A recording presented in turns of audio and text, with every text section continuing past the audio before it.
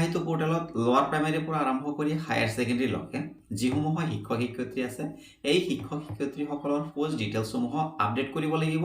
কেনেকৈ আপডেট কৰিব লাগিব মই আগৰ ভিডিঅ' দেখাই দিছোঁ। তো এতিয়া মই দেখাবলৈ যত্ন কৰিম যে আপোনালোকে আপডেট কৰাৰ পাছত পুনৰ ইয়াক অৰ্থাৎ পোষ্ট ডিটেইলছসমূহ আপডেট কৰাৰ পাছত আপোনালোকে কেনেকৈ ইয়াক এপ্ৰুভ কৰিব মই সেই প্ৰচেছটো এতিয়া আপোনালোকক দেখাবলৈ যত্ন কৰিছোঁ। আশা কৰিছোঁ ভিডিঅ'টো সম্পূৰ্ণ শেষলৈকে চাব আৰু যদি আপোনালোকে চেনেলটোত প্ৰথমবাৰৰ বাবে ভিজিট কৰিছে চেনেলটো ছাবস্ক্ৰাইব কৰি ৰাখিব যাতে আগন্তুক এনেধৰণৰ ইনফৰমেশ্যনসমূহ সদায় আপোনালোকে পাই থাকে। তেন্তে বলক মোবাইল স্ক্ৰীণত আমি গোটেইখিনি প্ৰচেছ চাই লওঁ।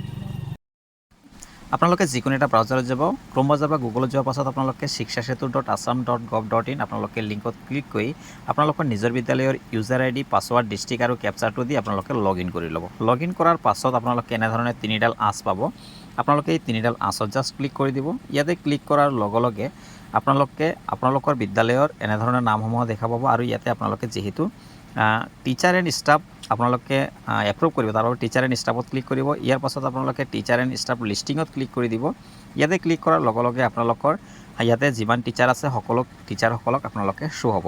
তো গতিকে ইয়াতে চিলেক্ট একশ্যনত ক্লিক কৰাৰ লগে লগে আপোনালোকে যিজন শিক্ষকৰ আপুনি এডিট কৰিছিলে সেই টিচাৰজনৰ এনেধৰণৰ শ্ব' হ'ব, অৰ্থাৎ data is under verification, please contact institute admin, অৰ্থাৎ এনেধৰণৰ দেখা পাব। কিন্তু আপোনালোকে ইয়াক লৈ আপোনালোকে চিন্তিত হ'ব নালাগে, কাৰণ যিহেতু আপুনি ইয়াক অলৰেডি এডিট কৰিছে তথা আপডেট কৰিছে। এতিয়া আমাৰ কাম হৈছে আমি যে এই টিচাৰজনৰ ডাটাটো আপডেট হৈছে ইয়াক আমি কি কৰিব লাগিব, এপ্ৰুভ কৰিব লাগিব।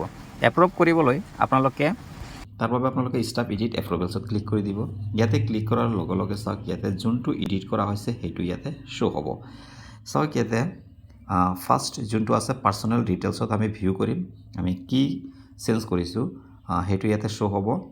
তো আপোনালোকে জাষ্ট কি কৰিব, এপ্ৰুভ যি অপশ্যনটো আছে ইয়াতে এপ্ৰুভত ক্লিক কৰি দিব। এপ্ৰুভত ক্লিক কৰাৰ লগে লগে আকৌ এগেইন এপ্ৰুভত ক্লিক কৰি দিব। ইয়াত 30 মিনিটছৰ ভিতৰতে ইয়াত ছাকচেছ হৈ যাব। নেক্সট হৈছে আমি আৰু এটা ডিটেইলছ আমি ইয়াতে ভিউত ক্লিক কৰিলোঁ। এতিয়া মানে আমি যিমানখিনি আমি এডিট কৰিছোঁ ইয়াতে শ্ব' হৈ আছে। তো আপোনালোকে জাষ্ট কি কৰিব, যি এপ্ৰুভ যি অপশ্যনটো আছে ইয়াতে জাষ্ট ক্লিক কৰি দিব। ইয়াতে ক্লিক কৰাৰ লগে লগে পুনৰ আকৌ এপ্ৰুভত ক্লিক কৰি দিব, ইয়াত এপ্ৰুভ হৈ যাব। 30 মিনিটৰ ভিতৰতে এই যোনটো আমি এডিট কৰিছোঁ এইটো এপ্ৰুভ হৈ যাব। তো আপোনালোকে নিশ্চয় কথাখিনি বুজি পাইছে। তো আপোনালোকে এনেধৰণৰ ইনফৰ্মেটিভ ভিডিঅ'সমূহ সদায় পাবৰ বাবে চেনেলটো ছাবস্ক্ৰাইব কৰি ল'ব আৰু কাষতে থকা বেল আইকন প্ৰেছ কৰি অলপ ক্লিক কৰি দিব। ভিডিঅ'টো সম্পূৰ্ণ চোৱাৰ বাবে ধন্যবাদ।